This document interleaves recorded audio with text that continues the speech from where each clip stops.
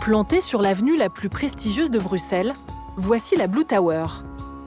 C'est ici que Bernard Arnault a domicilié 14 de ses sociétés.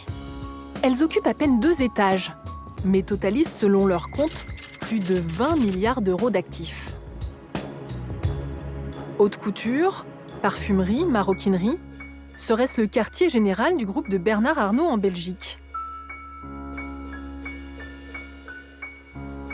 Dans le hall d'accueil, très peu d'informations.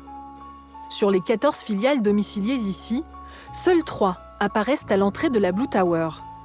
LVMH Finance Belgique, Le Peigné et LVMH Publica. Nous montons au 15e étage.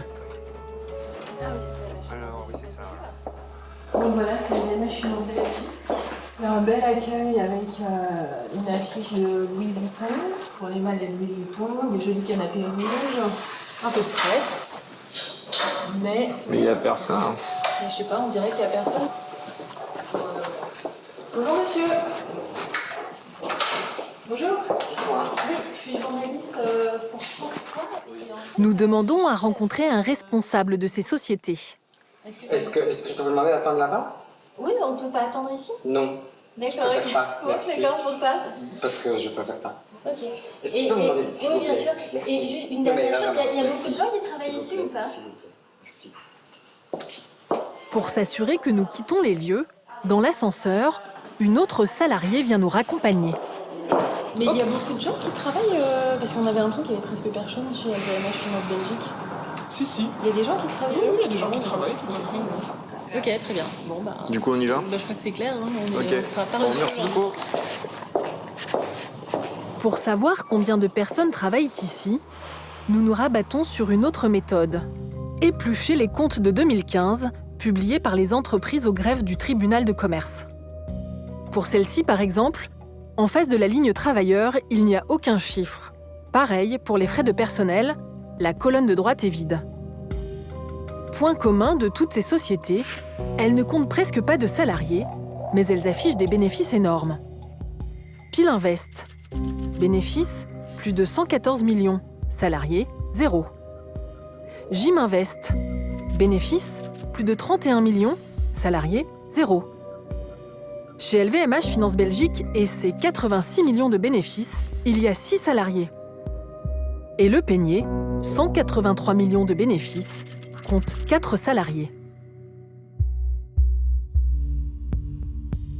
Il n'y a donc que 14 salariés de l'Empire Arnault dans cette tour. Et ils sont super productifs. Ils réalisent à eux seuls un bénéfice de plus de 411 millions d'euros, soit plus de 29 millions de bénéfices par salarié. Ces sociétés ont toute une existence légale, mais elles affichent un profil intrigant. Nous partons au Parlement à Bruxelles. Rencontrer l'homme qui, le premier, a mis son nez dans les affaires de Bernard Arnault en Belgique.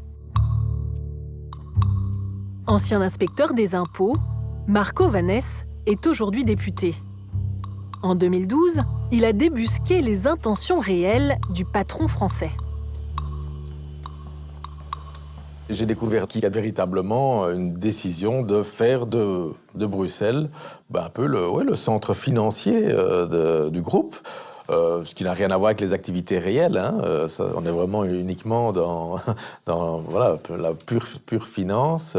Et ça montre en tout cas qu'il y a une véritable intention du groupe de Bernard Arnault d'implanter ces différentes sociétés en Belgique pour des raisons fiscales, pour profiter des niches fiscales belges, à commencer par les intérêts notionnels. Les intérêts notionnels, un cadeau de la Belgique pour attirer les entreprises. Ici, plus une société a de capital, moins elle paye d'impôts. Une aubaine pour les grandes multinationales. Il y a beaucoup de sociétés qui payent 0 € d'impôt grâce aux intérêts notionnels.